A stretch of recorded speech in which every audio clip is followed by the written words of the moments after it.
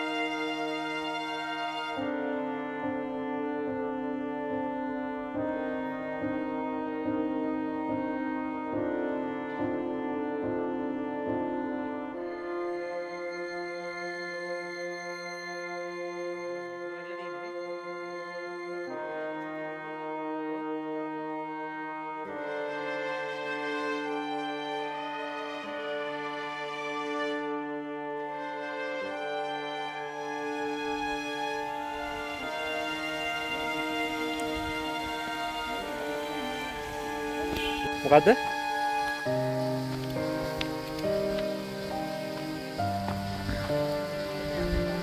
කෝකද? දේවාලේ මෙතන තියෙන්නේ. හා?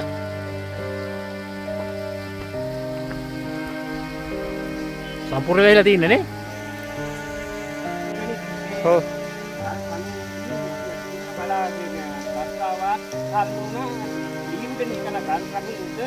හා හා. ලියුද තමයි දේවාලේ තිබුණේ. හා. ලියු සත්ව උඩ මෙහෙම ගහලා. මැටි පිච්චි ගහලා. මෙහෙන් ඇවිල්ලා මෙව වෙනකොට මේක හේම කන් වෙලා ගියා අතෙන්. ඊට පස්සේ පස්සට ඇවිල්ලා මෙහෙම වැහුණා. අර පැත්තේ කොටසක් ගියා මේක. මේ එකරහට ඇවිල්ලා ඔක්කොම ගියා. මේක කැම්පිට දේවාලය. 94ක් ගල් කණු 4ක් උඩ තමයි තිබුණේ. ඒ ගල් කණු අවුරුදු කියන්නේ කොච්චරද? අවුරුදු 100කට වැඩි. බෑ. රජකාලේ ඉඳලා. ඔව් 2000ක් ලන්ඩේසි කාලේ මේ දේවාලේ තිබිලා තියෙනවා. එතකොට ඒ කට්ටිය පෙන්නලා දාලා ගිහිල්ලා. ඒ කට්ටිය ඒ කාලේ පොතුවිසි ලන්ඩේසි කාර්යෝ පන්තල් පල්ලි කෝවිල් ඔක්කොම විනාශ කරනවා. ඒක පෙන්නලා ගියාට පස්සේ තමයි ආයෙ ඔය මතේලා. හදලා තියෙනවා. දේවාල් පේනවද?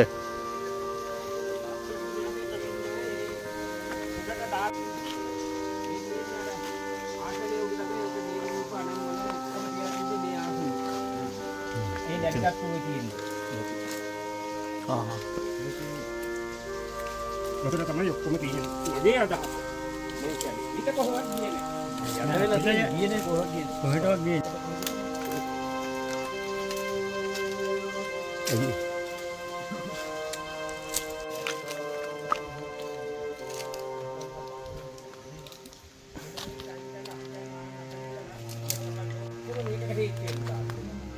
මේක හේත් කරා නම් මේ ධර්මයක් හොඳයි.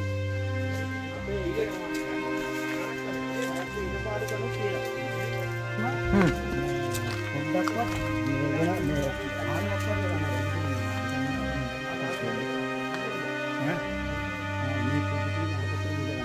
කොයිද? ගත්තා මගේ තියෙන එක.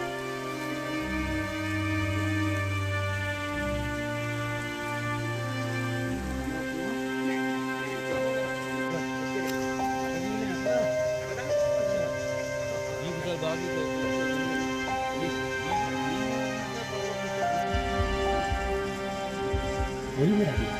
කෙක්කක් ගන්නවා. මේ නම විස්තර ටික මට කියන්න මේ පන්සල.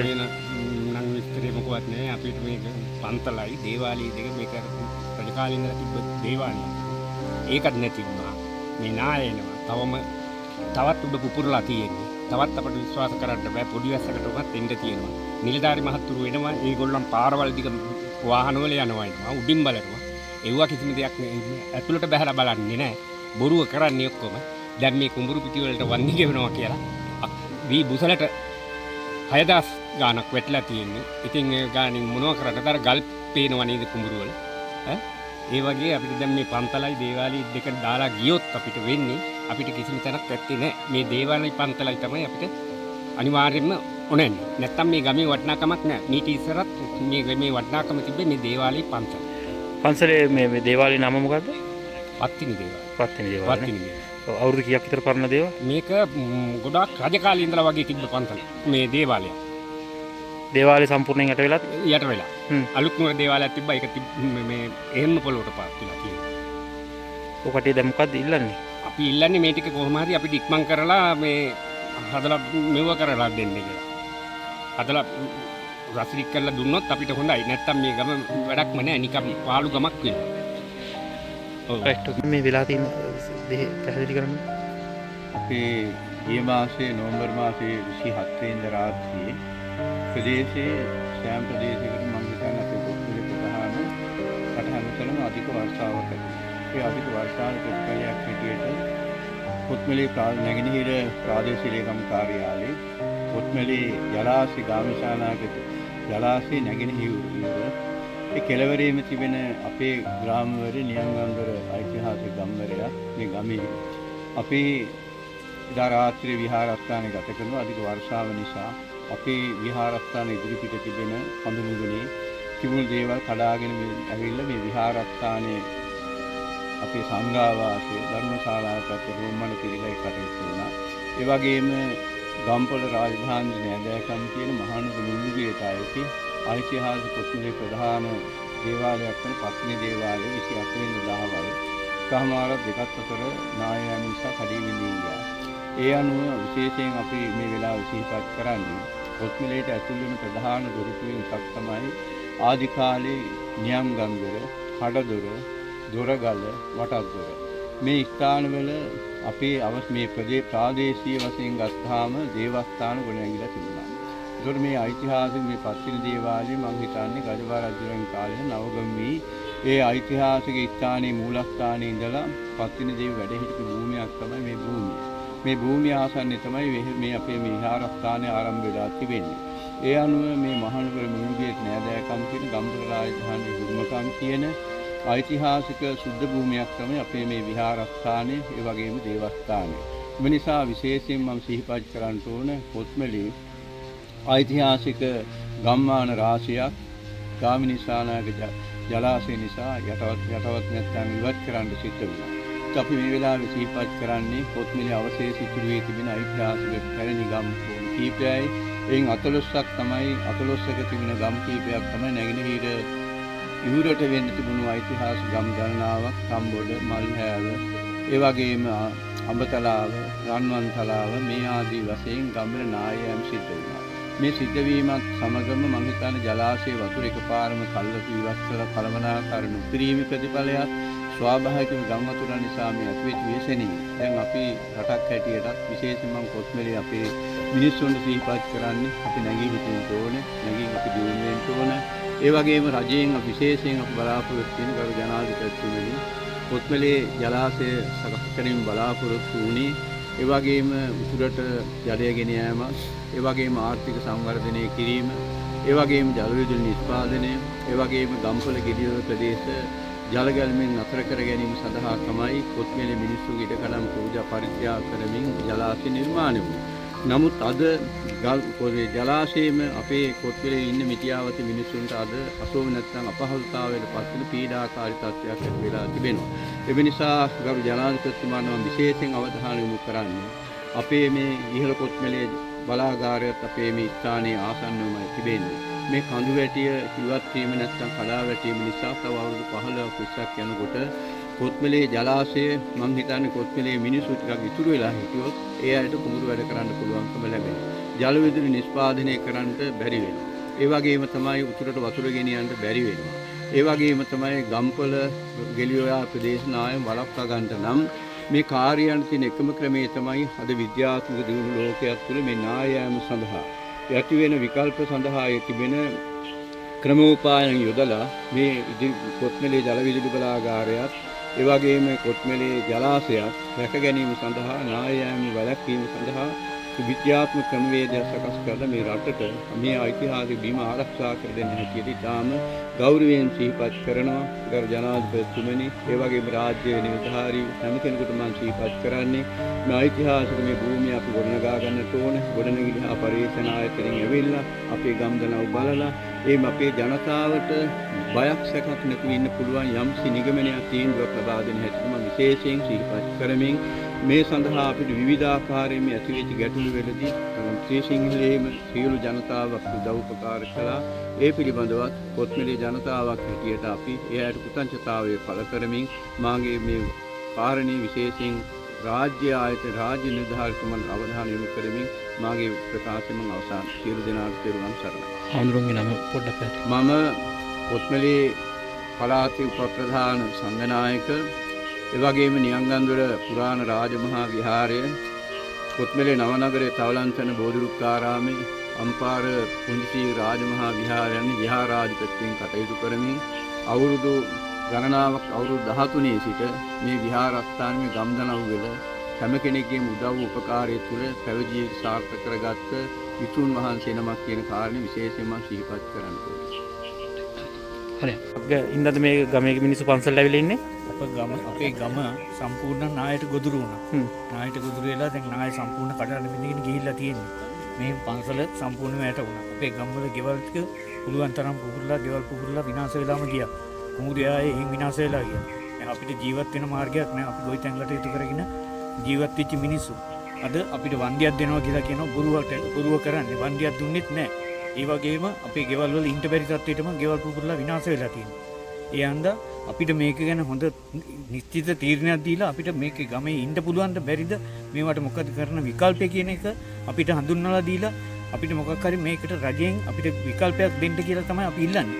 අපිට කිසිම සහනයක් හම්බෙලා නැහැ. අපිට අද වෙන තුරු තව වෙන තුරු රජයේ නිලධාරියා එන්නෙත් නැහැ. දැන් අපේ කුඹුරු බණ්ඩි ගොයම තිබුණේ. කුඹුරු වලට පොහොර ගහලා විනාශ වෙලා ඒව විනාශම වෙලා ගියා. අපිට ඒවට පොඩි වන්දියක් තමයි දීලා තියෙන්නේ. ඒ කියන්නේ කුඹුරේ පැහෙන වීටිගේ වන්දියවත් නැහැ. පූර්ණ හානි දැන් මහත්යලට පේනවා ඇති. අපේ කුඹුර වලට වෙලා තින්නේ. පන්සලට වෙලා තින්නේ මහත්යලට පේන. අපි කියන්නේ අපිට මේකට රජයෙන් විකල්පයක් අරගෙන සහනයක් සලසලා දෙන්න කියලා තමයි අපි ඉල්ලන්නේ. අපේ ගෙවල් මහත්යෝ ඇවිල්ලා බලන්න ගෙවල් වල ඉන්න බැරි තත්ත්වයේ තියෙන්නේ දැන්. ඒ තරම් විනාශ වෙලා තියෙනවා. අපිට හිතට වේදනයි. අපි පරම්පරාව මටත් දැන් අවුරුදු 66ක් වෙනවා මම ජීවත් වෙච්ච ගම. මෙච්චර කාලයක් මේකේ හිටියේ. අපි මේක අතහැරලා යන්න කැමති නැහැ. අපි කියන්නේ අපිට මේකට මොකක් හරි විකල්පයක් දෙන්න කියලා. ඒකයි අපි කියන්නේ. බපා කතා කර.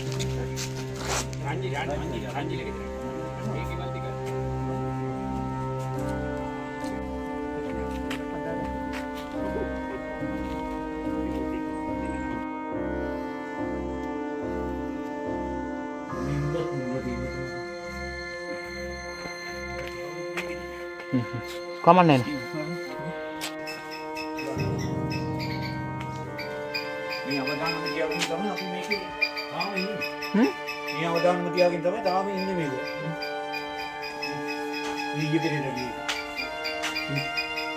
මේ පරණ චූටියව තිබ්බේවට දැම්මා තිමින් බලන්න. මේ ඒ කියන්නේ 28න් පස්සේද? 28න් පස්සේ යන්න පටන් ගත්තා. 28න් පස්සේද දැස්සද? 28න් පස්සෙත් බහිනොන් දැන් ඒව තව එන්න වැඩි වෙනවා. හා හා හා.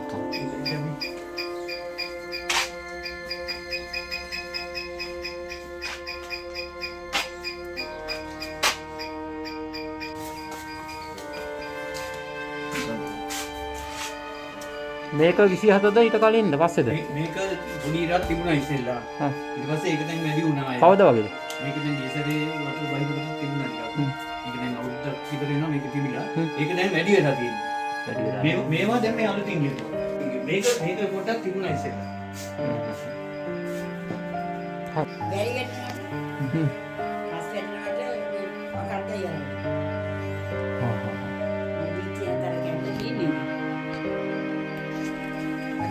මේ ආවිලා බැලුවද කට්ටිය? MBR කවුරුත් ආවේ නෑ. තව ඉඳුර